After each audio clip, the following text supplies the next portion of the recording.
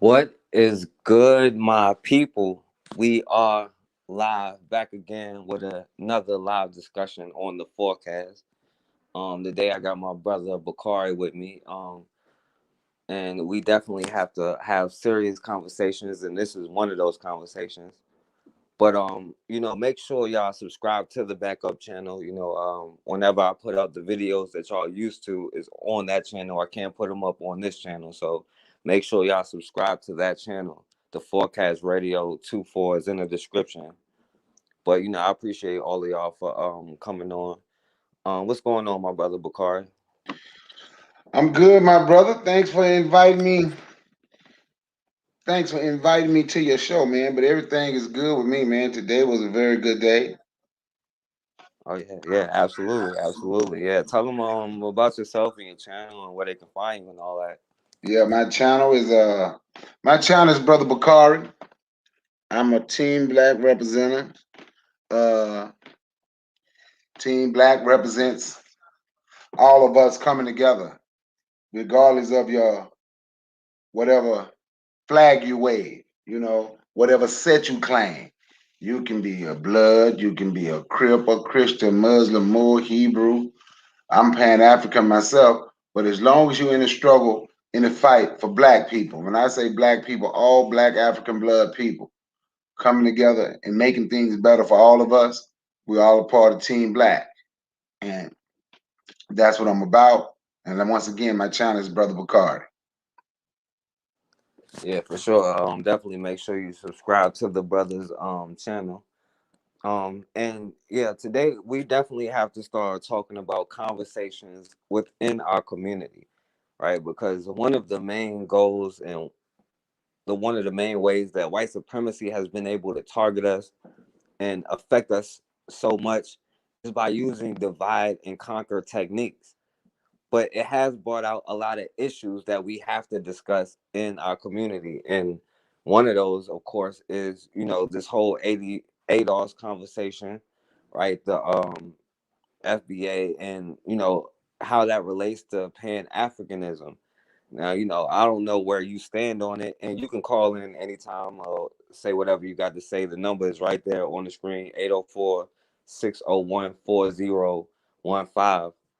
But yeah, my brother Bakari, how do you and this whole conversation is to find some kind of middle ground, right? We have to find some kind of balance, right? Because what Europeans did was they found a middle ground. It's not like they didn't have their tribal differences, right? But they were able to come together under the guise of whiteness. One example was the Berlin Conference, right? Where they sat down instead of fighting each other, they just talked it out, right? And we have to start finding some kind of middle ground, right? From all of the issues that we have in our community, be it with black men and black women and the issues that we have, or the any kind of divisions that they love to create, because Europeans are the minorities, not us. But as long as we find differences to argue about and things to fight about, we never really have to come after our oppressor, but we do have to have these conversations. Now, my brother Bakari, I don't know where you stand on this subject. Well, I kind of do a little bit. I heard you talk about it, but you know, let us know like how you feel about the whole ADOS and FBA and Black American thing compared to the Pan African movement. Okay, I think ADOS, FBA, whatever they want to call themselves, it's a way to get away from being African, and it's absolutely divisive. And I think a lot of people that's a part of these organizations, they are unwittingly agents, but I think the leaders, someone is paying them to create all of this division. Think about it.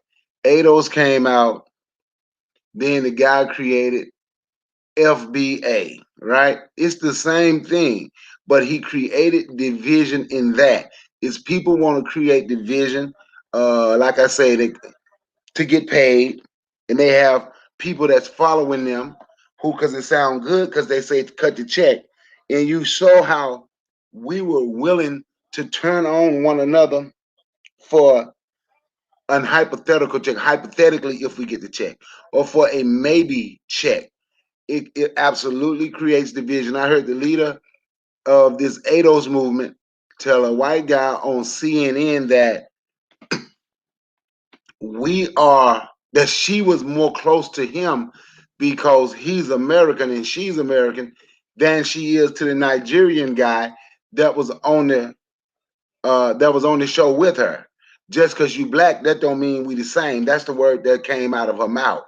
And you have a lot of people spewing this nonsense.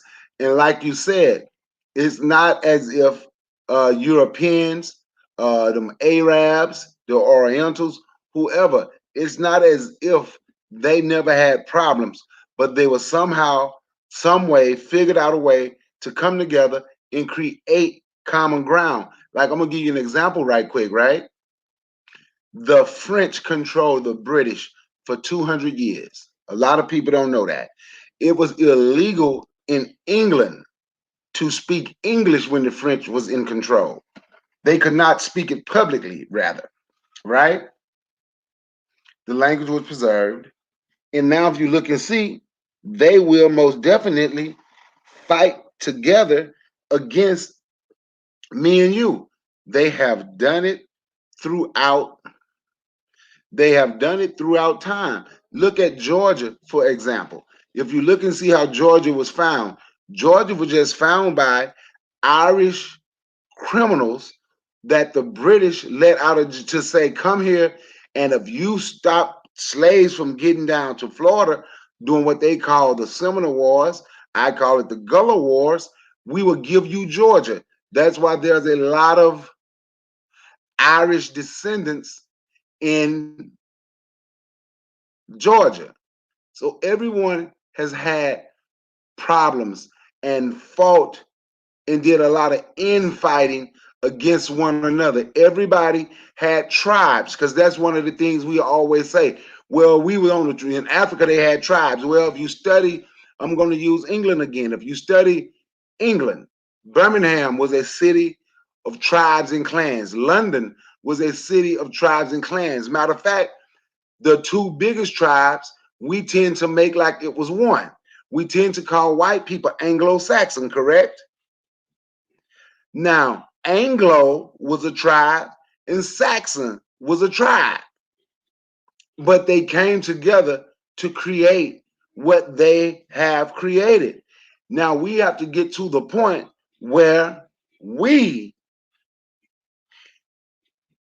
get past our differences and work to build something for ourselves and stop depending on people. I get it, Mike. Yeah, I definitely agree with a lot of what you said. Now,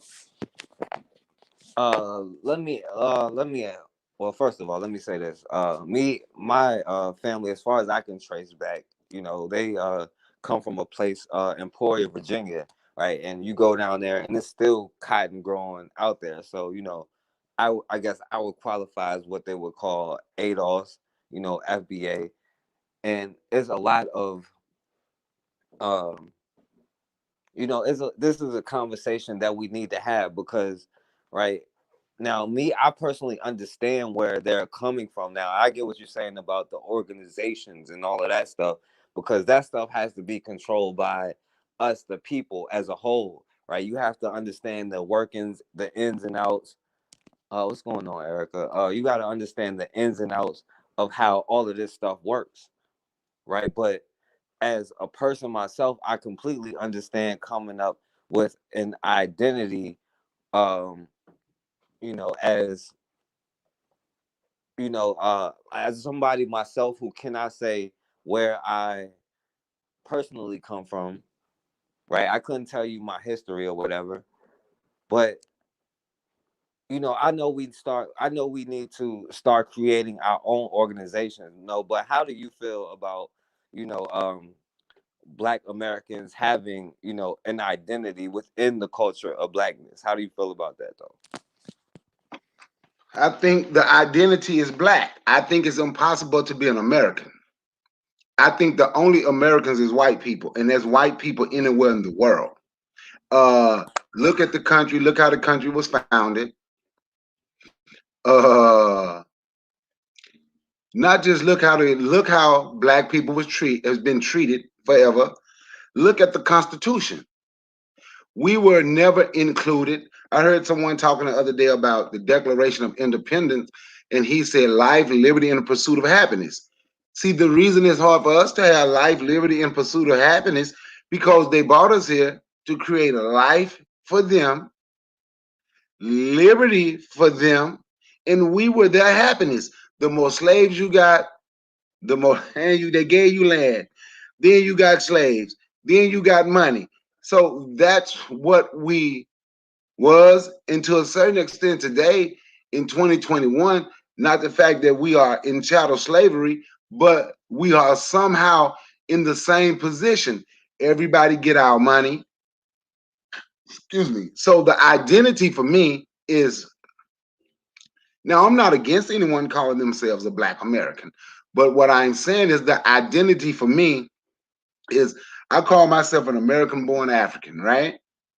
Because when you say Black American, you are completely getting rid of your ancestors because we have a problem with being called African.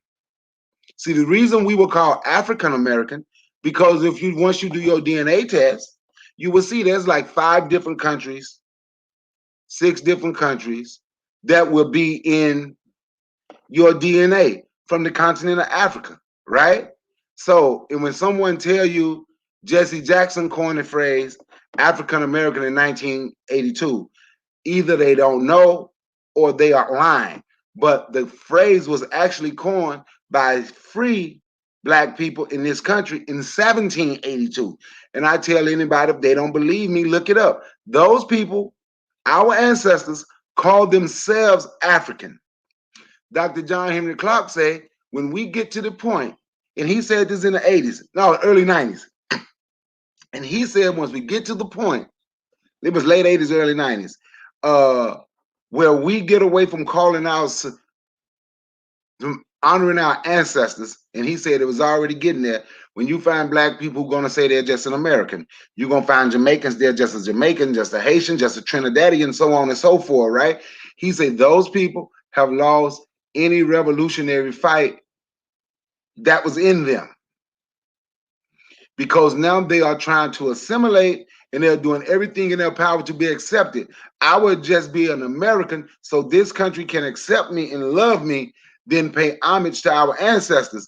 But see, white people don't have to say they're European Americans because everybody know who they are.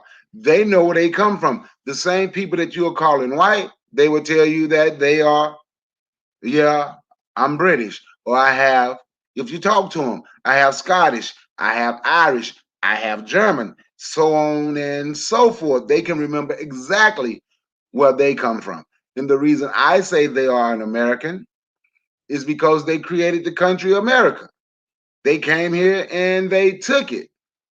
So we can come up with an identity of how we want to identify ourselves. But when you come up with that identity, you know what you're doing? You're separating yourself from all of your family and even your ancestors. I get it, Mike. All right, and if anybody, I want anybody to call in, no matter how you feel about the subject. I want to hear everybody's opinion on the subject. Um, but oh, my bad. But yeah, I say this, as a person, like I was saying, from America or whatever. I completely understand what you're saying because in America, the Constitution says that you are 3/5 of a person. You were never meant to be a person in the corporation of America. Right now, the land itself is its own thing, but the corporation of America. But the problem is, like, for Black Americans or whatever, like, or however you want to say it, is, for the most part, if you go up and ask them where their ancestors are from, that history has been completely destroyed and completely erased. But like you said, you know, you ask a white person, they could say I'm Irish, I'm French, I'm Italian, I'm this, I'm that. But also, if you say as a black person that's wouldn't that would be considered, I guess, an immigrant or whatever, where they come from, they would be like, I'm Haitian, I'm Nigerian, I'm whatever, Jamaican, you know. So for black people to be able in America to say, you know, I'm this, I'm that, you know what I'm saying? How do you feel about that? Well, it's okay for black people to, in the United States to come up with their own identity, if they choose. But a lot of our who we are being African has been lost because our ancestors passed down the fib that we were, in all honesty, a lot of our ancestors passed down the fib that we were Native American. That was the beginning of us forgetting who we are. Now, it's okay for us to come up with something, but an American descendant of slavery.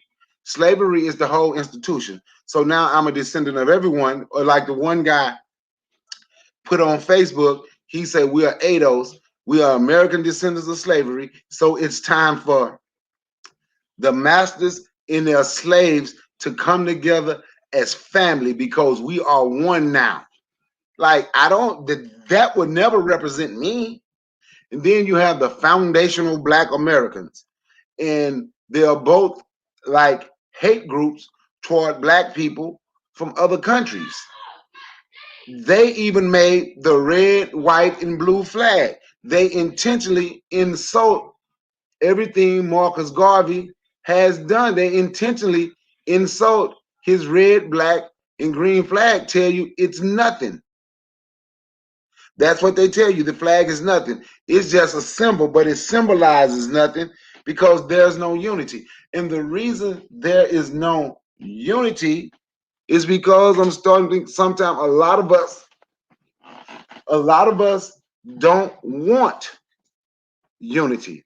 That's just what I believe. I think it's easier to be accepted. It's easier to try to fit in for a lot of us. And as long as we are trying to fit in, as long as we, do you watch basketball at all? Yeah, Okay, last year in the bubble, they was wearing all this stuff about equal on the name. Instead of, they replaced their name with words like equality and all yeah, different type of words. But some of them had on the back of their jersey,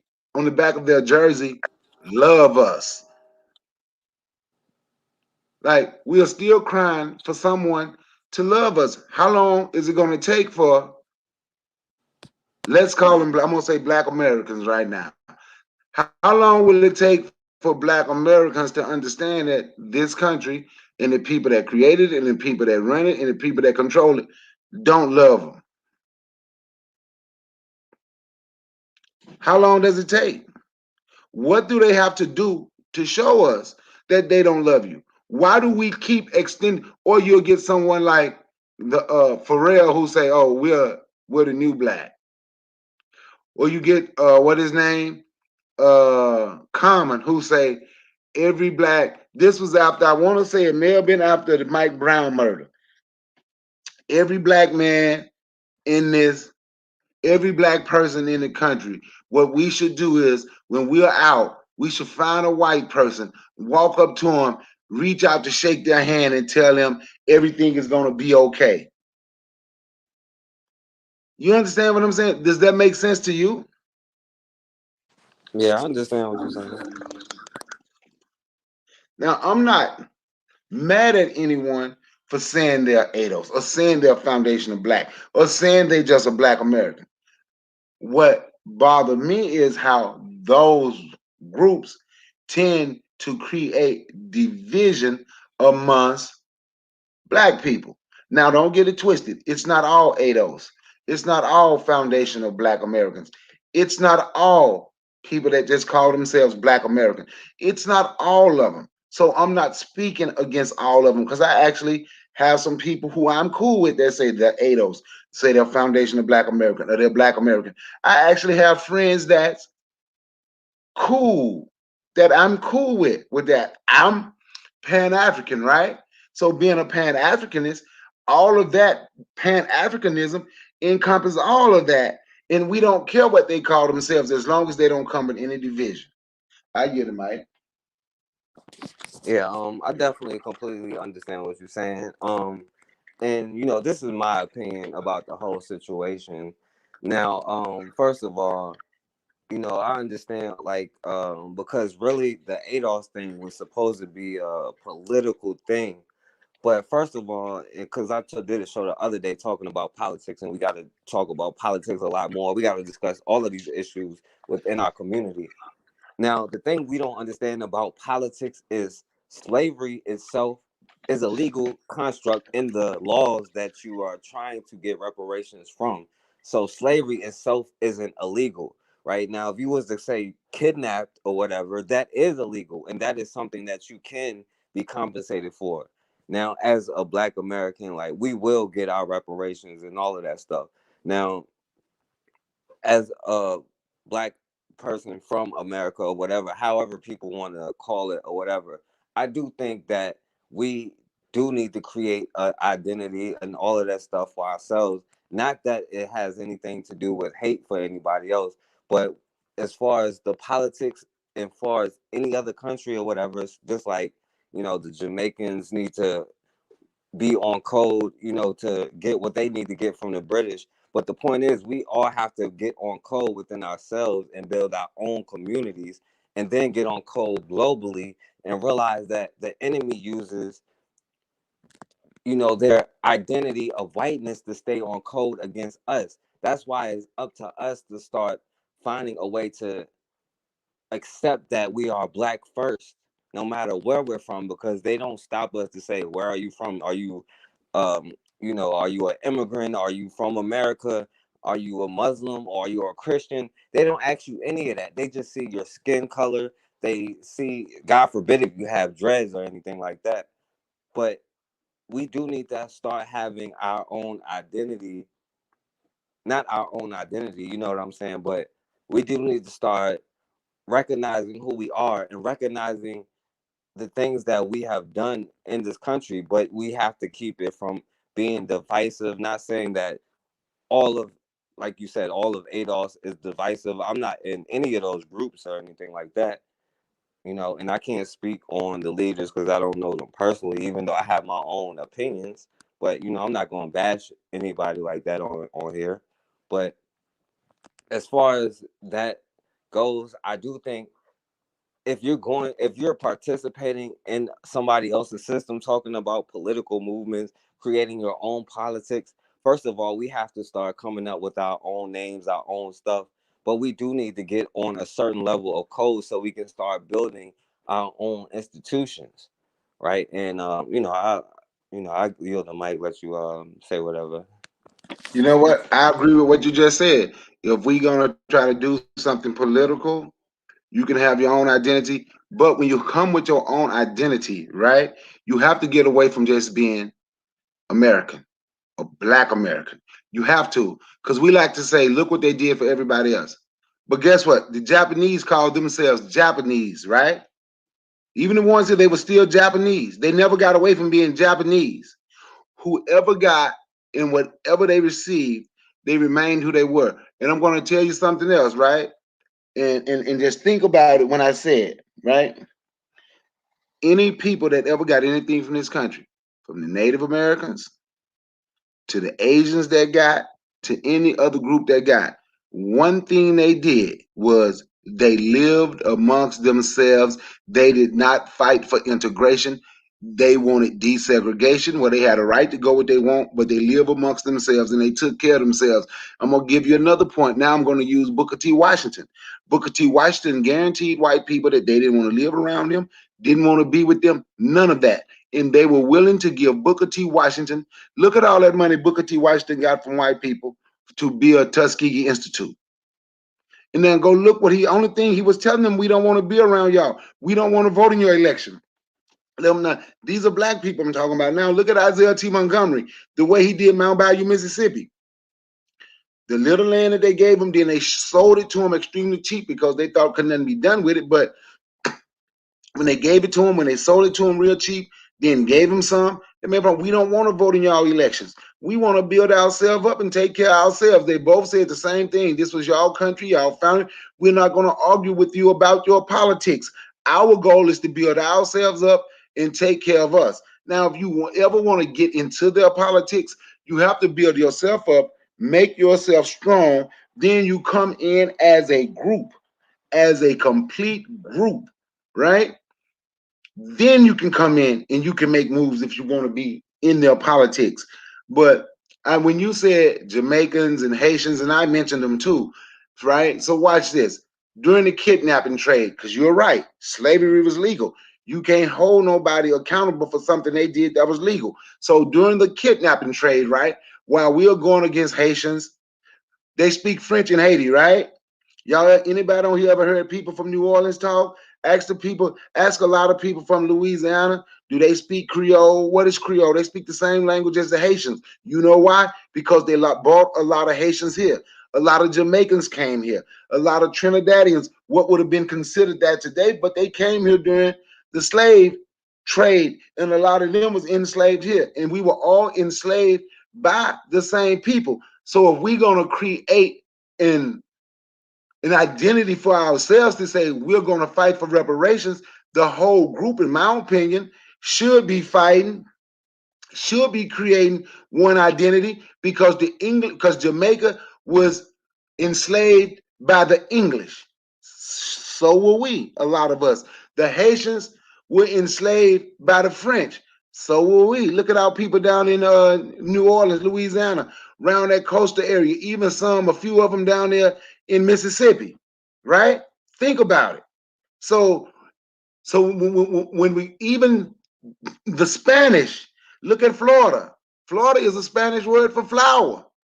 Look at that. So we were enslaved by all of these people that had these different ideas, but they fought together. And now we're fighting against one another because we are afraid that someone else is going to get the crumbs that master is giving us. But if we create one identity globally, then we can fight them globally, because you, like you said, your history can go back and it stop in America, right? So, but if you go back further, like Dr. Umar, he say once he did his thing, he found out he had family that came here from Cuba during the slave trade.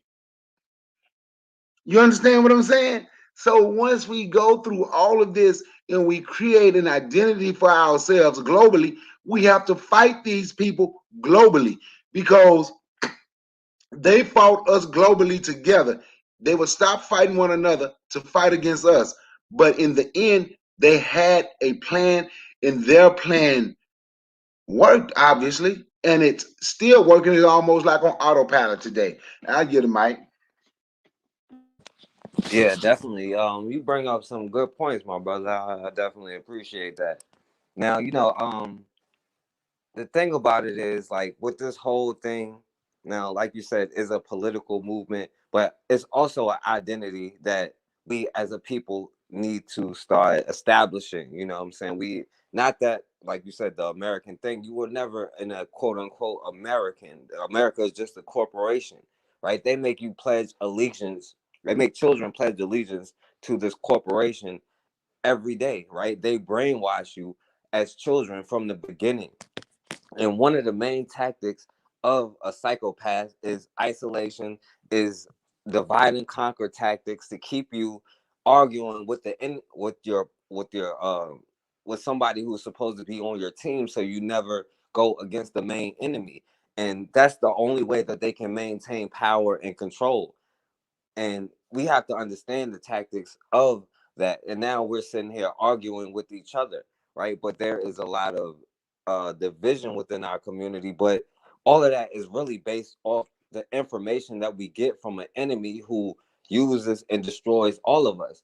It's the same tactics. That's why we have to start learning history, right? Because when they would invade Africa and they start kidnapping people, they would destroy both tribes, but they would go to one tribe and say, no, it's this other tribe that's hurting you. And that tribe would believe them. So they would go to war with those people. And in the meantime, right, Europeans is coming in, taking over all of the land, making profit over them, killing each other, and then in the end they just take over all of it.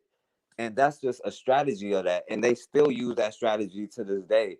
And now we're sitting here arguing over, you know, the places that we're from, that usually Europeans come up with the names and the concepts and all of this, but we have to create our own government and all of this stuff. But we have to come to a point where we have to have discussions where we put all of this stuff out on the table or whatever. Now, I'll you got. I'll let you go ahead and speak on that, my brother. I was reading, you know what, I was listening, but I also read what that dude said about the tribes. You're right, it is a lot of tribes, right? But everywhere got tribes. Like if you look and see, they still have tribes in Asia. In China, they speak about 5 different languages in China. Mandarin is the major language. But you're right about Africa. You're right. They are bowing down to the French, the English, and now the Chinese. You are absolutely correct. But to me, it seemed like it's almost like a black people problem, right? Not just them on the continent, not just the ones in the Caribbeans and in South America, but here in North America where we are, right? It's like we will allow anyone, even though we don't own the land and stuff in our communities most of the time, the buildings, but we will let anyone come in our community and get in those buildings and get rich off us. The same thing that they do. I have no idea why we still trying to reach out to other people who have shown they do not give or care about us. But now back to what we were saying, right? When we was talking about what we were just speaking on, calling ourselves and what we should do and how we should do it and how we should come together. But that's part of the reason these sellouts is out of control, right? Because we will sell one another out here, just like in Africa, the Caribbean, and South America. We will sell one another out for the little trinkets that they are going to give us, not understanding that if we decide to say, you know what, we're one people and we can defeat them. Has anyone on here ever heard of the Masi tribe? If y'all heard of the Masi tribe in the chat, press 1 if you heard of the Masi tribe. So I'm going to explain what the Masi tribe is, and this is what I say. Now, this is not what but I said, my DNA and said it, but I said, and I'm going to explain. I say I'm Masi. Now I'm ready to explain why I'm Masi. Masi was not one tribe. Masi was like 7 or 8 tribes that came together to fight off the enslavers, right? So when when you study history, it was less Masi people not the Maasai in Kenya, the Masi, Mossi. They're from West Africa, that dude. You talking about the Maasai from Kenya.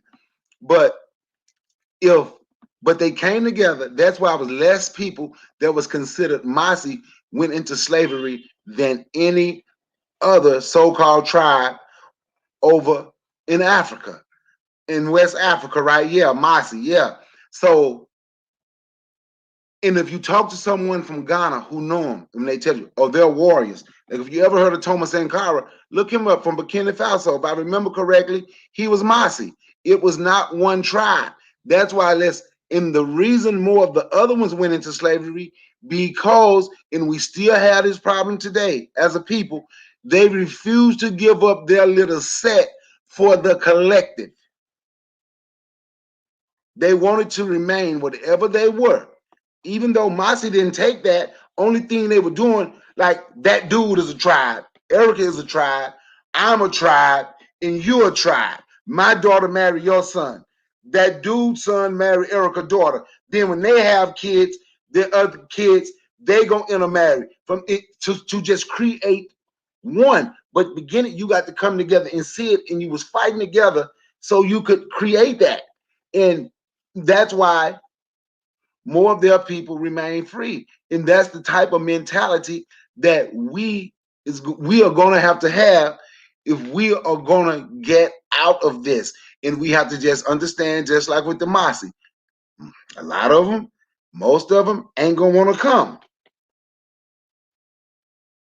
You know what I'm saying? A lot of, yep, you're right, was betrayed for little trinkets. A lot of our people is not going to want to come. But I'm getting to the point where, you know what? I've been there. We can't worry about the ones that don't want to be a part. We got to worry about the ones that want to be a part. And then when we start building, and while we build, we have to have a vetting process, and we have to understand who these people are before we allow them in what we have built, because there will be infiltrators, like that dude said. If they betray Yah Santawa, they'll betray me, they'll betray the forecast, they'll betray that dude, they'll betray Erica Howard. But in 2021, we are privy to we are privy we are privileged today to things they wouldn't, like the internet. So when you give your name, you know, if you got people that really technical with it, you can get a picture of them and really find out who that is and find out about them. If you know someone that's like does detective work. But those are some of the things that we'll have to do. You know, we so just like he's putting in there what happened and what's going on, and then Erica putting it for rum, and we know this. So since we know that, we don't ever forget our past, the good or the bad, the good that we did for ourselves and the bad that we did to us, just like we don't forget the bad that they did. Because if we don't forget the bad, we will know it's going to be somebody we will remember. Somebody look just like us is going to come and try to destroy. But like I said, with today, we can take it. I got a homeboy that's a private investigator. I know that picture, man. Who is this? Tell me about this guy. Tell me about this woman. Those are the things that we have to be willing and that we are going to have to do today, so our people can't come in and infiltrate and set us up for failure. I yield the mic. Right, definitely. I definitely feel what you're saying. And anybody could call in. The number is 804-601-4015. However you feel about it. If you agree with ADOS, if you disagree, I definitely want to hear your opinion. And Brother Bakar, I want to ask you this question right here, because we definitely have to deal with let's say the animosity um that this whole thing brought out. Now, as far as black Americans, like speaking on, as far as black people in America, a lot of black people feel like, some immigrants will come over here and believe, and all of this is because we're listening to what our enemy says about each other. They're telling them one thing, they're telling us one thing, but that's what a psychopath do. They create lies and create drama and create chaos to keep you hurt and divided. But when immigrants come over here, a lot of black Americans say, you know, they show us hate. They tell their children not to play with us. And they get this image of us as thugs and criminals, the way white supremacists do, or sometimes, and they think we're robbers and killers and all of this stuff. Everything that you portray on TV and all the stuff that you see, right? And on the other hand, when immigrants come over here, they say that black Americans treat them terribly. They do this, they do that. They call them names and all of this stuff. Like African booty scratcher and all of that kind of stuff. Like how do you feel about the hate and the division is amongst all of that stuff, and like what do you think, like how do you feel about it? It has truth on both ends. To the immigrants that come here, a lot of them, some of them, they are told not to deal with us because they think it'll be easier. They do think that that all of us is standing on the corner, drinking a 40 with our pants hanging to our knees, no job, no nothing, right? But guess who created that image of us and put it on television and put it in the music? You understand what I'm saying? The root of the problem. See, us fighting one another is the surface, but there's a root. We like a tree, right? Black people, we like a tree. We all over the world. We've been all over the world before slavery. We've been circumnavigated the globe. We were everywhere. That's why everywhere you go, you find black people, right? That's the tree, just branches from the tree, right? But then there's a root. that keep it going. So all this hate that we have for one another, we just branches on a tree. The hate is the branches on the tree, but the root is the people and the system that created the hate. You understand? So even when you said we'll call my wife, my late wife, my kid's mother, she passed away, right? She was from Brooklyn. She passed 15 years ago. She was from Brooklyn. Uh, and we used to talk. Then I went back to New York, and I just remember them cracking a joke. Like, y'all remember this joke? You got HBO, Haitian body odor. You understand what I'm saying? So, and I always say, if you listen to rap music and you know who Rick Ross is, if y'all know Rick Ross, go back and listen to some of his other music. He talk about Zopound.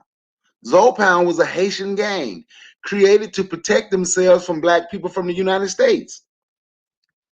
So yes, there is problems, but us fighting one another, we once we trim the hedges, we'll get rid of all the people that creating the hate amongst them. We'll get rid of the people that still have hate for us, right? We'll get rid of our own once we trim these hedge bushes. We're gonna get rid of the sellout, and we're gonna get rid of all the black people once you trim the hedge bushes. That those the dead bushes that no good. We're gonna get rid of all them. Then once you get rid of that, you're gonna get to the root of the problem. Then you will see the root of the problem is not us. We're the surface. We're what everyone see. We're the going back and forth. But the root of the problem is white people. The people that created the system. The people that did the enslavement. Okay, not just white people, because we give Arabs a pass. The Arabs created what we went through first. White people, the white Europeans, learned from the white Arabs. Those white Euro-Asians, those white Asiatics. That's who the white Europeans learned from, right? That's who they learned from. They were the first ones to do it. They are the ones that created the mulatto. I did a video on my channel, it's probably was a few months ago, called Slavery in the Military.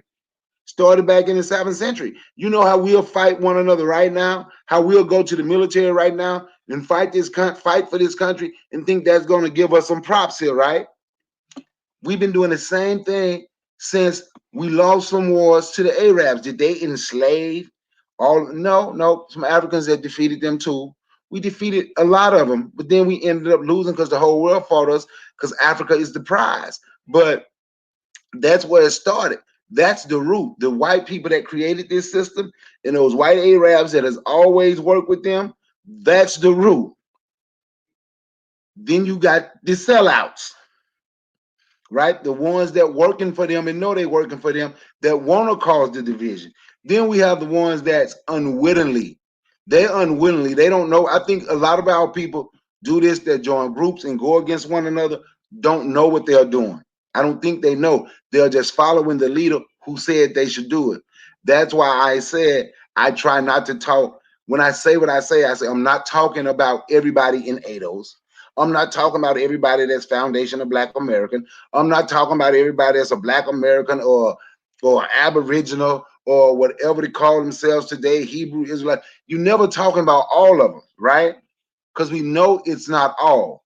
But the ones that's following the ones that know, once you get rid of the ones that know, expose them, then we could straighten out and make everything better with the other. But like you call them, the psychopaths, they're the root. Them and those white Arabs, they are the root of the problem that we have been going through for all these, even down to the mulatto. A lot of people don't know that Arabs created the mulatto. I forget what they called it, but it was translated to English as mulatto. And if you study why they did it, it was done to create confusion. It was done to create confusion. They were raping women to make babies. That baby's going to be confused, but the baby can also get in and work both sides, right? But the baby going to always choose the ruling side because the ruling side have more money and more power. But it will come over here and work us. They've been working, those people have been working hand in hand to keep us in this position forever. They are the root. I hear the mic. Yeah, I definitely feel what you're saying, and I say this as a, as and from my position, I say this. It does it is a problem in certain instances when they get, and I'm not as hard on, quote unquote coons as everybody else, because I feel like they're just victims. They suffer from severe Stockholm syndrome, and we all suffer from it from some degree or another, but they suffer from severe Stockholm syndrome. But I do have a problem with certain people getting in certain positions, right? But then speaking from a angle of I wouldn't say necessarily white supremacy, but even though, like, for example, like President Barack Obama, right? He was technically an immigrant, right? But when you ask them about reparations and all of this stuff, a lot of times the ones they put in position of power, they have something negative to say, and they feel like it's some kind of a handout. And most of the time, it's because not only are we ignorant of our history, everybody else is ignorant of history, because that's what the psychopath has to do to keep you unbalanced, to keep you unstable, not know your history, so they can continue to abuse you, right? But there are certain people that get in positions of power, and they are used as a tool of white supremacy, right, to discredit a certain battle, to, or whatever you want to call it. And I do think that kind of thing does need to be checked, but that comes from all sides and all angles and whatever. And by the way, any of y'all can call in if y'all got any opinions to say.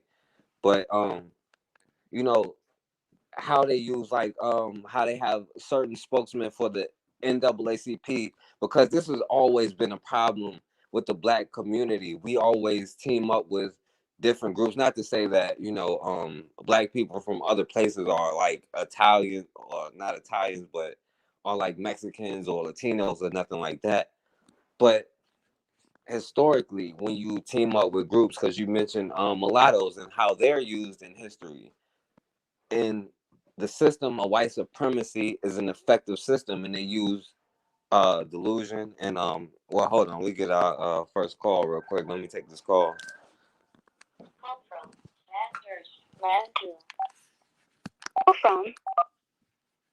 Hello.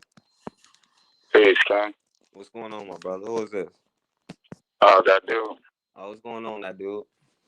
Not much. Just wanted to weigh in a little bit on that. I feel as though, in order for us to sit up here and begin that healing process and to get codified, I feel we need to start checking these the ones, the coins, the sellouts. Like the Roland Martins and those that are not genuine to the black plight. Because only then will we get or be able to galvanize properly to sit up here and combat, whatever we're going through in society. Do I believe? Excuse me. Do I believe that is correct by doing it online for the entertainment of others? No, I don't think so. I think it should be more of like a call together meeting, like having a code, like Nelly Fuller said. Having a code and having the mindset to say, okay, I'm not going to bash this brother. Yeah, that is extreme. Because at the end of the day, we all, melanin, melanated, and we treat it the same, unless you're Caltone, or bending over for him. But just the stuff that he said, the stuff that he's done to thwart the movement of, like, the black media platforms such as yours, such as TBAs. Now, I do understand it's kind of raw, but if you don't correct the oldest child, he potentially could affect the rest of the kids. You know what I'm saying? And they're coming up. If he has that access to, if he has that time to spend with the children. Now, as far as the Pan-Africanism thing, there is no, like, it won't work. My mom was on that stuff hard, and we went down there because my dad was Marine. My mom, she was a Pan-African, and she was very Afrocentric, heavy. I mean, talking about, Oakland heavy, chapter. But she went down there, and it's like we got robbed by our own people. Even there was a reported case recently, that they held up a brother out there, coming from America to Ghana, just to, try to, start a new life. They held him up for hours, threatening him for cash and threatening him for money. And when, after a while, my mom, we didn't understand the languages, okay? And I was like, I had a knack towards, like curiosity towards, I was young. My mind was like a sponge, And so I was like, you know what, something got to give. I got tired of seeing her cry because, we kept running into, dead ends, you know what I mean? Just because, we came from a different place. They said, oh, you're a foreigner. Oh, you think you're all that just because you're from America. I was like, no, I don't think I'm all that. I'm just like you, Now, having that experience and coming back, after what, 13? No, after 10 years, of being gone, I see the ones that I hear creating communities within communities behind the BS, propaganda, that's being spewed against us, So with that being said, in order for us to fully unify to sit up here and tackle these issues, I mean, we have to operate on a unified code, and that starts with, foundational Black Americans. Now, ADOS. It started cool, I always give it some time. It started cool, and then it started deviating, to the point of like promoting confusion within the whole movement. You know what I mean? We're talking about reparations, on a grand scheme of things, like the Jews get, and we didn't have anything. I didn't, my family ain't have nothing to do with the Holocaust. That's between them. Why the hell do I have to pay for their shit every year, Then Yvette comes in, so I'm like, okay, well, she's still a sister. But then she promotes this Eurocentric pagan, this nonsensical ideology. Yeah, the LGBTQ, yeah, they're our brothers, but you also are Black first. You know what I'm saying? Sexuality is, having sex is, they're over here cheering for the right to practice sex. You know what I'm saying? We're trying to fight for the right to sit up here and breathe, And when I looked at my daughter's school curriculum, she lives in Los Angeles. I got two daughters out there. They removed Black History Month, which is kind of like, hey, we'll give you some, breadcrumbs. Here you go. Now you have something for you, They removed that, the shortest, and it's funny because, we all know it's the shortest, period of the month, of February, and it's also on Valentine's Day, which is homosexual, but anyways, they removed that and replaced it with homosexual contributions towards, the LGBTQ contributions towards the America, the Americas, They're going as far as indoctrinating our children to the point where they're forcing this down. And I tried to withdraw from the classes, and we have to go to another county and put her in school because they weren't even trying to accept our religious exempt. They're doing it to where they're not even allowing you to use that excuse anymore. And so with that being said, it's like if you Black, you know what I'm saying? You Black, you're not part time. You know what I'm saying? You're fully. It's an ideology. It's a code that you live by. You breathe it. You live it, and you are it. You know what I'm saying? You can't sit up here and pick and choose. Oh, I want to be Black when it benefits a cause that I might get trickled down. And that's why I said it needs to be funneled through. Like they're emasculating our men. Our young boys, they're walking out. It's crazy. It's a whole, and like you said, you're right about that. It's like some demonic shit. Some psychotic shit. Yeah, and it's scary. I'm sorry. Go ahead. No, I was gonna say, hold on. Let Brother Bakari respond to that. Oh, my bad, bro. No, don't get off. Now, stay on the phone, that dude. Stay on the phone, that dude. You seem like you cool. I want to converse with you. Hey, you can hear him, that dude? Yeah, a little bit. Hey, can you hear me? Okay, look, I'm sorry. I'm absolutely sorry that happened to you and your mom in Ghana, right? And I can't tell you about your experience, so I won't tell you. Don't let one experience change you because I can't speak on your experience, right? But when we say that don't work, how is it we see so many people moving to Africa right now, building communities? We are literally, I'm just asking, right? We are trying to, do you think we are trying to build in a place that here, that it was designed to keep you enslaved? built with a 3-store. We built the guest house out there. We're building. We're trying to build, but we have to build a community within a community, and it's always frowned upon. We still get no respect. You know what I'm saying? And then too, my brother just now got his dual citizenship. Okay, and that doesn't even give us the equal access to the minerals to sit up here and trade on a wealth. Like they want us to basically bring our money. You know what I'm saying? And then they want to decide, oh well, depending on how they feel, they'll sit up here and let you stay. You literally have to fight. We almost got kicked out of there like 3 or 4, deported like 3 or 4 times. Until my mom had my little brother.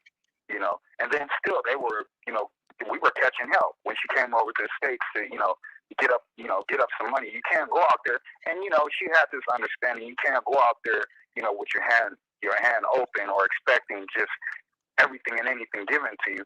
Now there are some brothers that are doing it, you know what I mean, but it's not to where it's impacting the masses that are trying to repatriate. You know what? Let me tell you.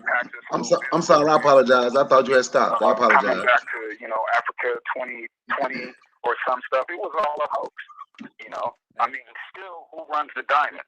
The Chinese. Who runs the gold? The gold. The Chinese. Who runs the coltan? The Chinese. That's why they're advancing in their tech.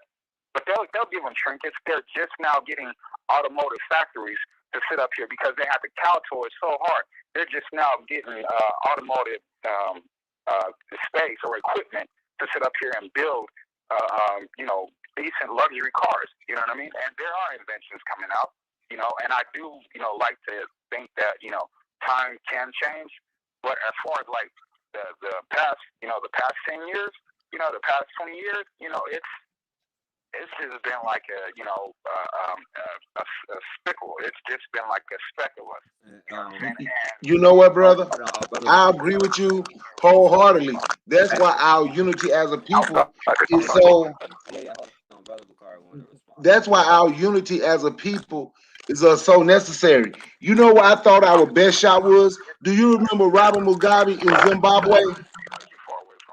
Hold on, because I'm trying to. Hello, Brother Bakari. Yeah, I'm here. All right. Okay. Hold on, can you hear Brother Bakari? Can you hear me? There was like a lot of static going on. Yeah, I heard too. I think our best shot was, I'm gonna be honest, for going there, and get straight citizenship and get the things that you're asking for. I think our best shot was when Robert Mugabe was alive and still president of Zimbabwe. Hey, hold on. Because Hey, Bakari, hold on. You can hear him, that dude? It's like the connection. It's like he's far away. I'm trying to hear him, but it's like he's far away a little bit. Trying to figure out how to make it louder. But that's the reason why they assassinated President Gaddafi. And then no, I'm talking about Mugabe. Mugabe from Zimbabwe. Basically, bring Africa into the modern ages, but then it will offset the colonizing system. France still wants reparations. France is still sitting up here saying Haiti owes them. I'm like, how the hell does that happen? Yeah, Brother Bakari. Oh, I was talking about Robert Mugabe from Zimbabwe with what he had implemented for black people from the United States. Every time I speak, there's a lot of static.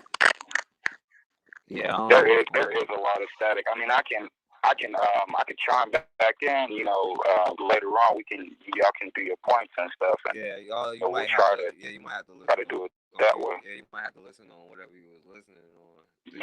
Yeah, I was listening on my phone. I only have one. But anyways, brothers, I do agree with. I don't agree with the way we handling it as far as like us having the open warfare. I feel like it should be handled within. Instead of going out there explaining, look at me, I'm the bigger, baddest. Coming together is necessary, but still we have to weed out the weak ones. We have to weed out the infiltrators. All right, brothers. Peace, and I'll definitely chime back in before the end of the show. Yeah, thank you, my brother. Thanks for calling in. Yes, sir. All right, yeah, go ahead, Brother Bakari. Yeah, when the brother was talking, and when he said something about what he went through in Ghana, I feel for the brother because we shouldn't have to go through that.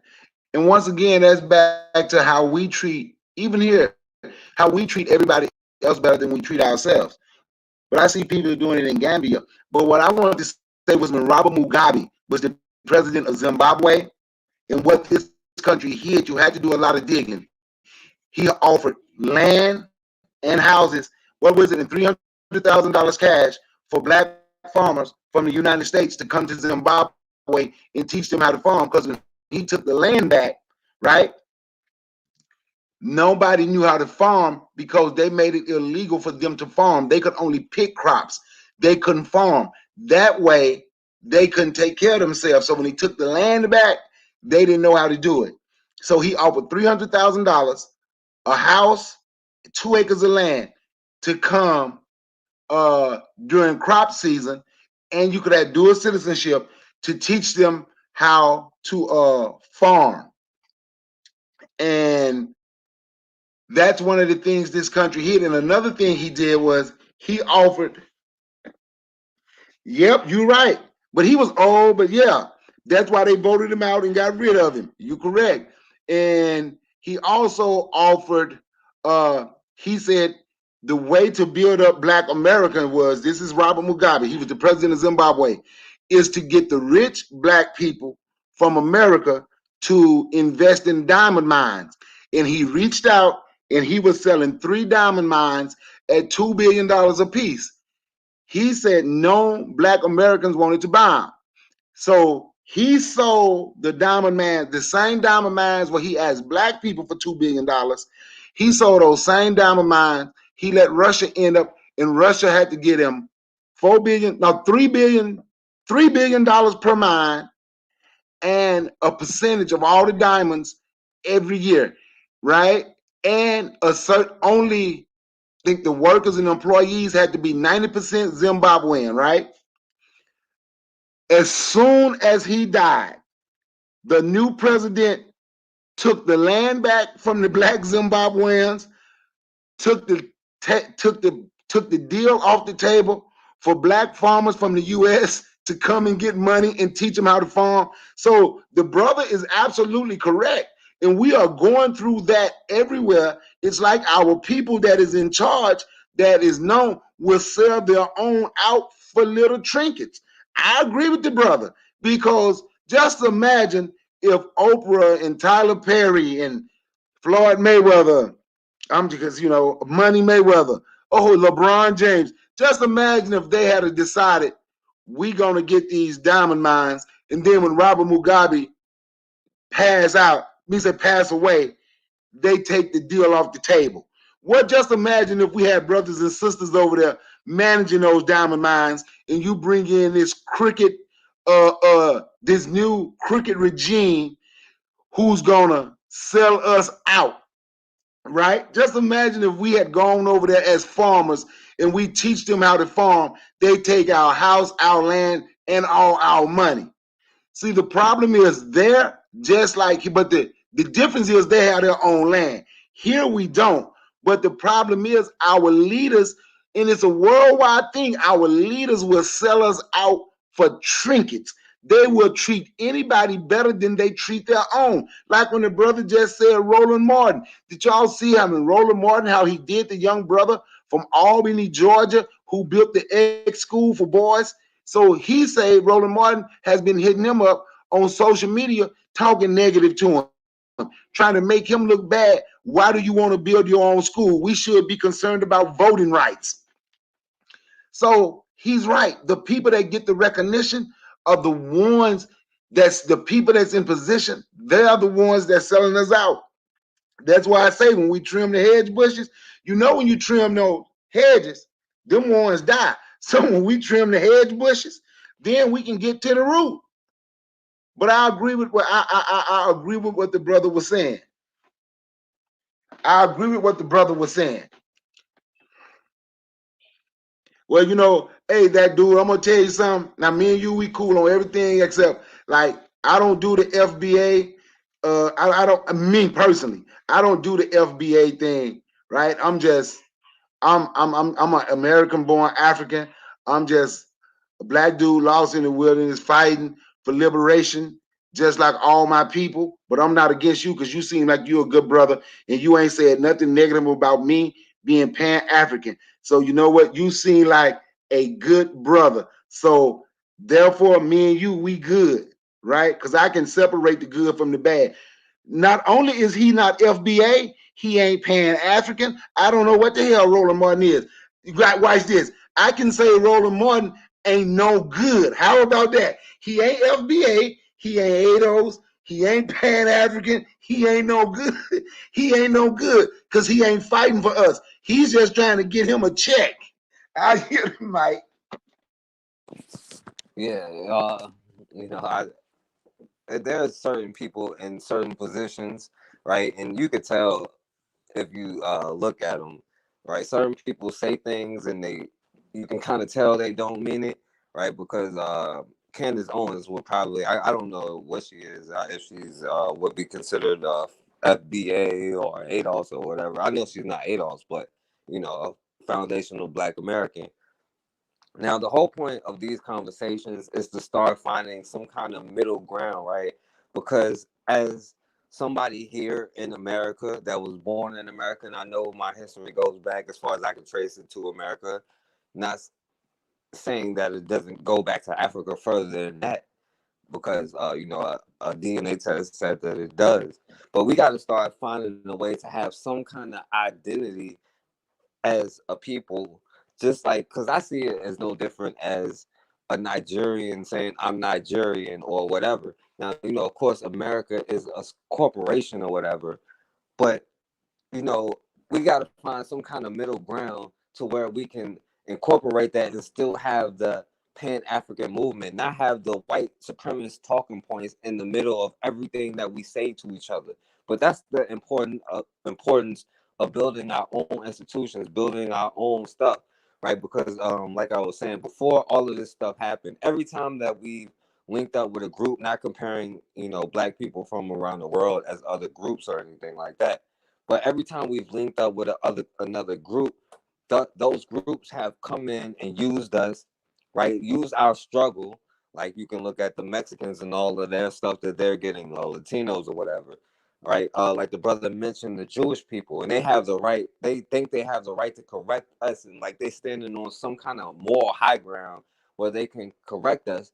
But quickly we are on code with their struggle more than we are with our own struggle. But when it comes to our movements, when we look at other Black people, and that's how you can tell that this is white supremacy, right? This is psychopaths who beat this mindset into you. When it comes to situations like ours, we look at you know, we're quick to argue with each other. I'll put it like that. We're quick to have some kind of issue with each other. Now, you know, I will say this, you know, as a Black American, I know if I go somewhere, like if I go to another country or whatever, and I try to get dual citizenship, they'll make it very hard for me, even another African country. But this is something that we have to start coming to the table to discuss. Now, like to me personally, I don't feel like us talking about our history here in America and all the things that we learned in America is necessarily a bad thing. And like there are immigrants that hate Black Americans, that may be Black Americans that hate immigrants and they have bad experiences or whatever. But all of that is symptoms of white supremacy. This is why it's important for us to start with our children and teaching our children our history, not just that we come from slavery like American schools teach us, because that's what they teach us. We start from slavery, right? But we learned so much stuff from America. Like America is the nation of self-defense. We have to start learning how to have adopting that kind of mindset of self-defense. America spends more money on self-defense than anything, right? But there's no reason why we can't link up with another nation, a Black nation, right, that may be in quote unquote poverty. Because if you look at all the Black nations around the world, they're usually in poverty, and that's not by accident. None of this is by coincidence, right? None of this stuff happens by coincidence. And all of this is orchestrated and set up by white supremacy, a system of white supremacy. And that whole mindset is in us. That's why it's so hard for us to get on code with other groups during slavery. when groups were kidnapped and whatever, because you know, some they said, they like to always say Africans sold other Africans into slavery, but they don't really tell you the details, because it was only really a few nations or tribes or leaders that did that. And at the end, most of them were actually kidnapped, but they were on plantations, were not speaking the same language, were not able to communicate and get on code like they wanted to. And that was all by design. But you know what? The slave master, the oppressor, they knew what country the person came from. They knew their background. They knew their history. They knew everything that they could do. It's just that that slave, they kept them from knowing that history. Why? Because if they knew who they were, they would not be a slave. They would say liberty or death like their slave master does. But you know, I was kind of rambling there, but you know, I'll let you go ahead and respond to that, brother Bakari. No, you're right, and we do need to. We have to start teaching our own history because they want us to feel that we were nothing but slaves. We were just born and we have just been slaves forever. That's all we ever been, and that's all we are going to be. But we know we are better than that because we have too many people out here now that's teaching us the truth. We have our own people teaching us the truth, right? So, and when you come together like we come together, who and they can't get in between us, we know we gonna stand strong. When that brother said something about, I know the phone was breaking up, he taking his child out of school because of the stuff that they were teaching. He wasn't supposed to be by himself. When he said that, he said it to me. We supposed to spread this word and we supposed to stand with him. We should never leave someone who's standing on a moral ground, who's standing, we supposed to live on that code where, brother, I got your back. And that's what we have to learn to do, right? So when me and the brother talk, and I said, you know, I ain't FBA. So I'm gonna say it like this: my Pan-Africanism encompasses his FBA. Because I say Pan-African, my Pan-Africanism is for black people that's fighting for black people. So we are all in this fight and struggle together. We are no different. My Pan-Africanism covered the Black Americans, covered the ADOS, it covered everybody that's fighting for us. And if we truly fighting for us, what that brother who called in, what he went through about his kids in school, the phone was breaking up. So if I'm wrong, you know, tell me, you know, we were supposed to be with him. I went through the same thing, brother. When my son kneeled and said he wasn't standing for no national anthem at a football game, this coach gonna tell him, I'll kick you off the team if you don't stand. My son was about to cry. He was in the 9th grade, right? So I goes, you could have saw those black men over there telling me, if I was you, I wouldn't say nothing to the coach. They lost the other day. He gonna be mad. You should just leave him alone and don't worry about it. If your son just go ahead and stand, I'm like, what the hell? All y'all black men will sit there and watch my son suffer because you scared this white dude gonna get mad. I was like, fuck y'all. They left me out on a limb by myself, but I'm strong. So I stepped up on my own. I did the same thing this brother did. I went and spoke to the coach. Then a black woman walked up to me and told me, shut up, boy, while I'm talking to the coach about what he's doing to my son, and act like she's going to hit me. And I was still there. And they couldn't kick my son off the team because I told him I wasn't going to let him. And the very next year, that coach got fired. But how is that? Y'all will bow down to that one brother. Y'all will bow down to that one white coach. Because he might get mad because they lost a game. But he can treat my son like shit. He can just make up a rule that he won't. And I stood by myself. Then I made a phone call. The next game, I had about 4 people come there with me. And when they had the little small red, black, and green flags on the little small thing that we were waving, we was up there in our red, black, and green, and they were waving the flag. And they came there with me. And people stopped speaking to me. I was literally on my own. After that, no more of those parents. One of them spoke to me. One of them spoke to me. The lady I just said who faked at me and told me, shut up, boy, she didn't know that me and her husband was cool. And her excuse me, her husband was more like we are.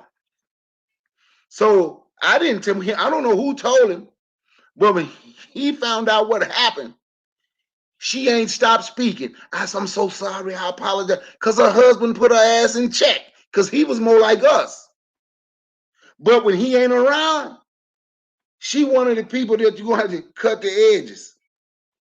Yes, they trying to beat our children into submission. But what you did, what I did, and what every other brother, sister in this country did, we shouldn't be standing alone. We are supposed to be together. You're not supposed to be by yourself going in that school. I wasn't supposed to be by myself and anybody else that has a child that's going through stuff like this at school, right? At school. It should be at least 10 strong black men going up there together at a meeting. We gonna go up here. That dude got to go to the meeting. He should be able to call at least 10 brothers, come go to the meeting with me. Y'all ain't going, they might not let you in the meeting, but they gonna see y'all out there and we gonna show a presence. But instead, those people with me was worried about their white man getting mad with them. That's what they were worried about. It's crazy. It's crazy. But then we turn around and we got all this beef with one another. We turn around and we'll put one another in check in a heartbeat. I yield the mic. I went on a tangent. I might even went off topic, but I had to go off there because I heard what he said. Nah, yeah, you all good, my brother. And I'm not gonna keep you on here that long. I already know it's kind of late. And if anybody else want to call in, you can call in. The number is 804-601-4015. And that dude, if you want to call in, again, you can call in. Um, yeah, brother Bakar, you can keep talking for a minute. Give me a second. You can go ahead and keep talking for a minute.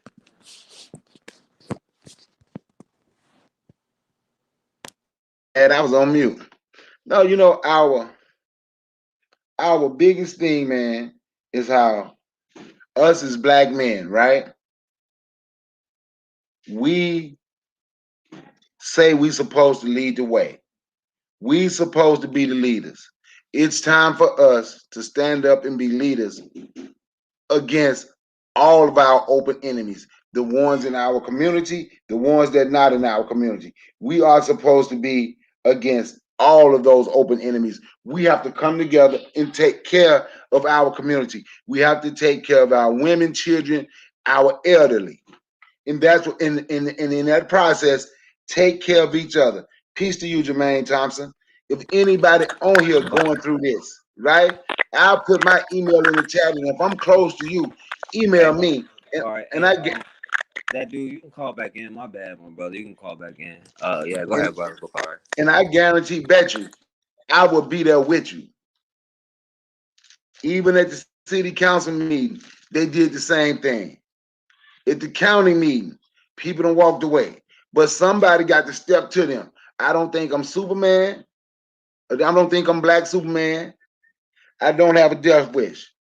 But somebody got to step to these police, and I took it upon myself in the city council meeting and let them know that this bullshit gonna stop.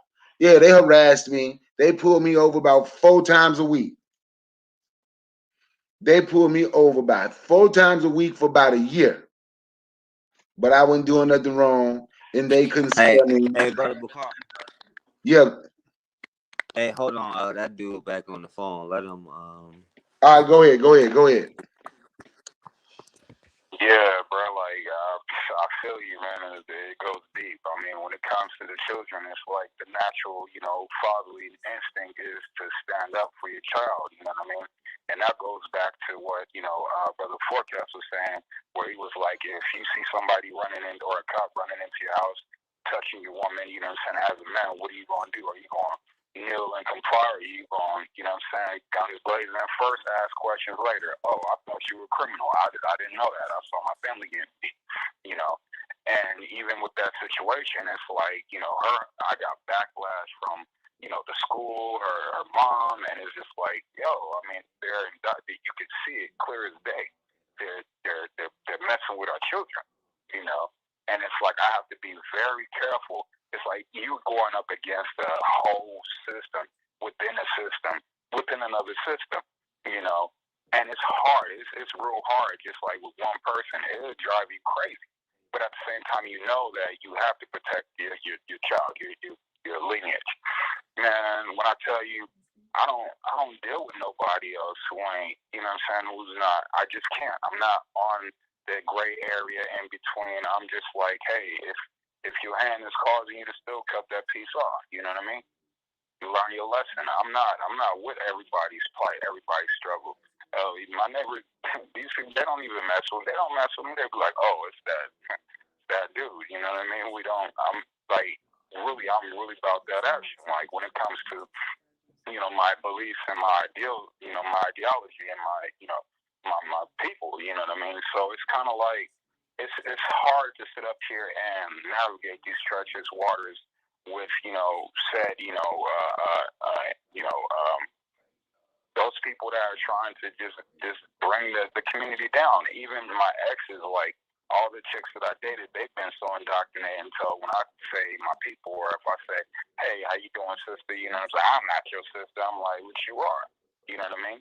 Like, you clapping at me, you clapping back at me, and I'm watching reports after reports. You going up into these other stores, you know what I mean? You shopping with these others, and they doing to you whatever the hell they want to do. And now you looking at me for support. I'm like, what do I do? But but yeah, I just wanted to chime in for the last time. It is becoming a problem. It's becoming real bad to where our babies are going to these schools and they are not even protected. They getting jumped, they getting beat up, they getting nooses put on their head, and they acting like it's a joke. Like ain't nothing a joke about that. And like brother says, until we start, coming together as one and start trying to heal as a community, I mean, shit will happen again and again. But anyways, brothers, I know you about to get off the cast. Yeah, man, keep it up, man. And I wish there was a way for us to link up at least email wise. Hey, and sit up here. Yo, my email in my description. Anybody can email. Yeah, I got you. Yeah, anybody that want to talk to me can email me anytime y'all want to. Definitely. So I mean, the more we hammer this issue, I try to share these videos with everybody I can. The more we hammer this into our conscious, the more it becomes a code. I kind of feel, So, but anyways, yeah, we getting the rambles going on. Y'all brothers, be easy, man. Be ready, be safe. You know what I'm saying? And stay blessed. Right. I appreciate that, my brother. Thanks for calling in. Yes, sir. Yeah. Hey, yeah, brother Bakari, I'm gonna let you respond. Then my homegirl over here, she wanna chime in on it too.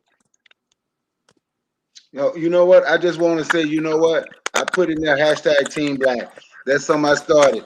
That dude, Jermaine Thompson, even though y'all ain't said it, I'm just recruiting y'all to Team Black. That encompasses all of us. So that way we ain't got to argue, we ain't got to talk about the Pan-African, the ADOS, the FBA, or none of that.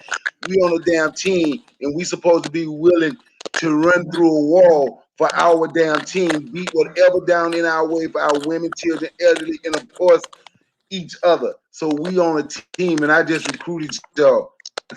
I sent y'all a scholarship. Y'all 5-star recruits. Go ahead, man.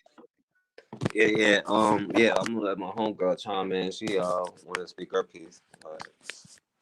Hey, brother Bakari, how you doing? Peace, sister. How you doing? Doing pretty good. I was listening, and I just wanted to put my little 2 cents in and keep it real simple, because I feel like we get caught up in the identity and the name calling, with trying to label what it is we're trying to do, and who we are. So at the end of the day, we can all tell who we are by the color of our skin. We could look at each other and know, what's up. So it's like, let's not get caught up in that. It's more so let's all get on the same page. So we gotta try to put more energy into things like that, because it's a lot of people that's not gonna go into depth with the labels, the ADOS, um, or even to say I'm an African American. So many people are caught up in saying, "Oh, I'm American. I was born here." So I just want us to really not get too caught up in that, because it's more so we look at each other and we already know what's up. You know, um, but for me, and this really goes with anything in life, I don't like to put a label on myself, because I feel like it limits me. It puts me in a box, and then you can classify me as this. No, because there's so many different things that's different, about me. So I don't like to, not to say that I'm special. I'm sure everyone else has their own definition of everything. And it's like, but there's that one word, that standard that we can all relate to say, okay, that's why we would use that particular word to say, to describe someone.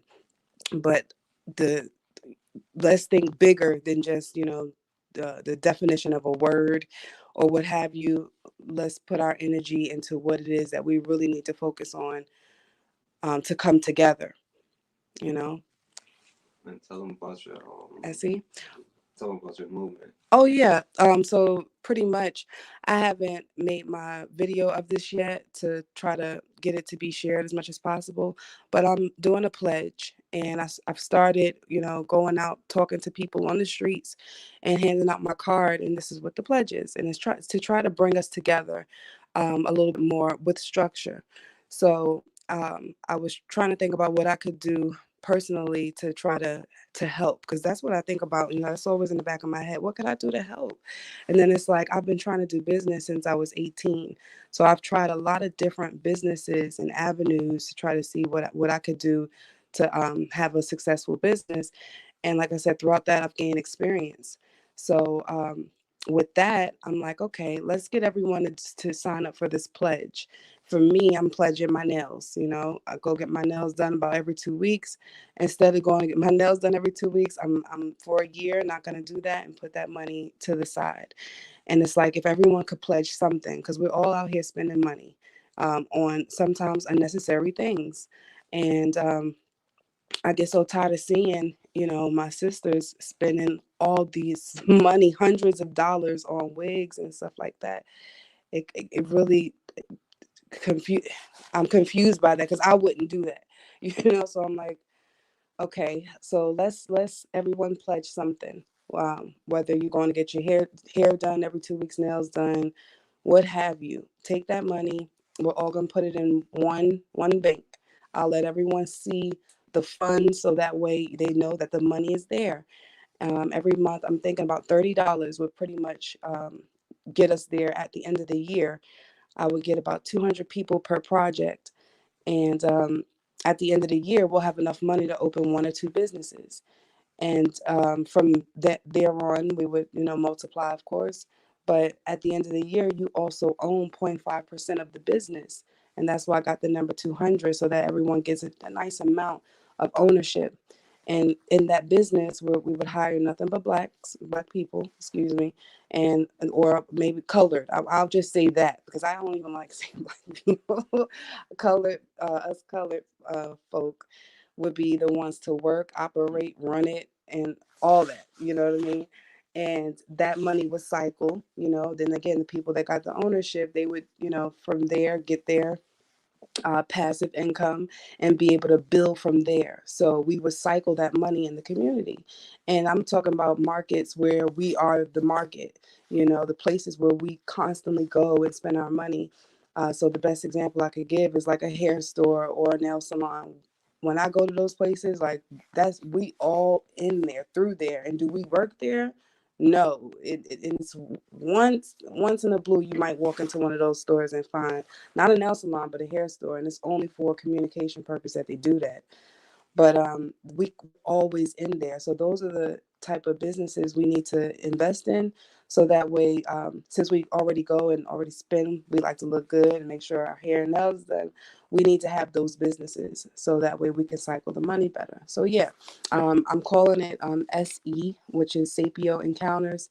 I came up with that name because I consider myself a sapiosexual, and I thought it was an interesting term. So I'm like, okay, carried it over to this, and pretty much that's the pledge that I came up with, and I'm hoping that I get all of us to join, because if I'm talking about 200 people per project, if I can get thousands of people to sign up, we can have several businesses open within a year, and create so many jobs for ourselves. So that is something that I need help with. You could spread the word. Thank you. All right. Yeah, brother Bakar. So what are we closing out?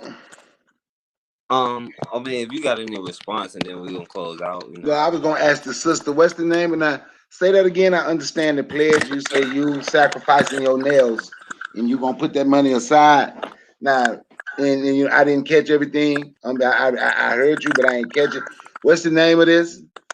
I'm calling the pledge Sapio Encounters. Sapio. Yeah, SAEPIO, Sapio Encounters, Okay, what which is is pretty Sapio? much a Sapio is pretty much intellectual encounters, you could say. Oh, okay. Hmm. Yep, sacrifice. Well, that's something I always talk about. What are you willing to sacrifice Right. to get some of Yeah. the things that you want? And you know some, I Hmm. agree with you on saying the titles and all that. That's cool too. You know what, you made some good points. You made some good points on the things that you said. But if we just been closing out, I'm gonna say, man, I'm Bakari. My channel is Brother Bakari. Go check me out. I'm a Team Black representative. Team Black, let me explain it what it is. It's a group we started, and it encompasses all of us. It doesn't make a difference what set you claim, Right. what title you claim, or whatever you want to say. You know, just Team Black. We on the same team, regardless. As long as we are fighting for the betterment of all of us, our women, our children, our elderly, and we're willing to protect the neighborhood, our communities, and that's what I'm creating now, and I have people with me now. I'm saying it now, but it won't be said a whole lot about it. Won't be all on YouTube and Instagram because we don't want all that attention. We just want to go out and do the work. Jermaine Thompson said, "What do we think about the dude Grandmaster J of NFAC?" I think he was a good inspiration, but I also think he wanted too much attention, and him wanting all that attention came back to bite him. And what me and my crew did, we learned from him with all the attention. It's certain things I'm not gonna say. If they would ever talk to me or any of my friends, it's many people that with me, it's certain things we won't ever say to the media about what we plan to do. They won't see us out. They won't ever record us talking about if somebody do something to you, don't just shoot them, kill them. They ain't gonna ever hear us saying that on TV. We just want to take care of business, and we have already removed two men, this is black men, of course, out of their home that was abusing their wives, told them they had to go. The wife wanted to leave and they were beating them. So we stepped up to the plate and told them they had to go. So that's what we're about. That's part of what we're about. There's other things, but I'm going to yield the mic. Look, Forecast, I thank you for allowing me on your panel to speak this fine evening. I thank everybody in the chat. The sister, what's your name is, so I can find your channel. Uh, thank you for coming on. Thank you for being a part too. Thank you, man. I'm on very much. Yeah, brother Bakari, I appreciate you for coming on. I'm gonna let my homegirl close out real quick. Say what you gotta say. Yeah, I'll say my name, Tatiana Estrada. That's my first and last name. And I did want to just say one more thing, because I know we all going through something, and this COVID has really broke. It made some relationships stronger, and it also broke some relationships. And I'm talking about, whether it's your significant other, friendship, family members, all types of relationships have been affected. And it's like COVID has also caused a lot of stress. And I kind of went through a little bit of it myself. So I'm the most lucky going positive person. So I know if it caused me to have a little roller coaster drop zone moment, it's like I can't imagine other people that don't have more of a balance on how to deal with stress. So it's like stay motivated, whatever it is that motivates you. So if you haven't found that thing yet, find something that you can, go to, whether you need it every day. For me, it's a couple songs, scenery. I love the park, some basic things, roses, certain things that I know make me smile. I'll put in my face to help me when I'm going through a tough moment. So learn yourself to find out what you need to stay balanced because it's really tough out here, kids, all that stuff. So try to find a balance to help yourself get through these tough times. And I love y'all. We just have to try to, be more nicer to each other and come together, even on the small things. So peace out. Yeah, definitely, and I appreciate all of y'all for coming through. I appreciate brother Bakari. And as far as the ADOS thing, like as a black man from America, right, we do have a destroyed history, and that's all done on purpose, by psychopaths, and that's their whole mentality. But the whole thing is, we have to find some kind of way to come together as whatever group, even if we identify as our own group. That's just whatever for right now, right? And then we need to come together as a collective, as a whole, because their whole purpose is to keep you divided. And that's the whole purpose of white supremacy. That's the only way it could work. The only way somebody who is weaker than you can maintain control over you is to make you think that you're weaker than them.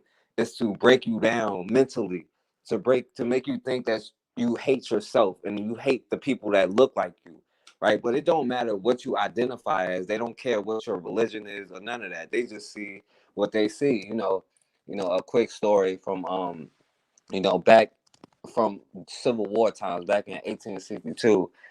A brother who didn't want to call himself black. He was mulatto, and he called himself Spanish and Indian, right? But a 9-year-old little girl, a white girl, Mary Brown, accused him of rape or whatever, right? And the first thing the newspaper did was call him a Negro. It don't matter. He didn't call himself a Negro. He hated Negroes. He thought that was he had self-hate issues, right? But the first thing they did was call him a Negro. And so during his trial, they didn't have any evidence or anything like that. But during his trial, a lynch mob showed up and they just started beating up black people. It didn't matter where they was from or none of that, if they were free, enslaved, and none of that. If they came across the courtroom, they just started beating them up. You know what I'm saying? And then they went in the courtroom after they convicted him just based off this little white girl's lie. And they wanted to lynch him. But since they couldn't lynch him, they just went around killing and murdering black people around the city. They even hit one black person in the head with an axe, killing him, right? And the whole purpose of that story is they not only know how to stay on code with their whiteness, because the people who were doing this were white immigrants, right? They are on code with whiteness. They always use their whiteness to get to where they wanted to be. But we have to start using our own identity and not wanting our children to be harmed. And they show us on video. That should be enough motivation for us to unify worldwide. Now, I thank my brother Bakari, my homegirl Tatiana. I'm gonna try to get her on tomorrow. We got to start talking about discussions in our community, and we got to start talking about relationships between black men and black women. How can we reconcile in our neighborhoods, in our own communities? Because the first thing to build a strong community is to build a strong household, right? We have so much mental illness in our communities. We have to start dealing with stuff like that. And the way to do that is to build strong homes, then you build strong neighborhoods, strong cities, and then you come up from there. So we're gonna have that discussion tomorrow, I guess about 9 o'clock. Make sure y'all come through or whatever, brother Bakari. um you can come through or whatever. You got anything else to say, brother Bakari? No, man. Other than just, I thank you for allowing me to join you, man. You know, when you go live, I'll be there, man. Yeah, definitely, man. So make sure y'all come through tomorrow, man. Make sure y'all subscribe to the backup channel because YouTube is hating. There's no telling how many people are watching. There's more people in the chat room than it says that they're watching. YouTube hates our channel, and they do that for a reason to keep us ignorant. But this is our strength. They can't really stop us. So, I appreciate you. And as always, man, we have got to start standing for something, or we're gonna keep falling for anything.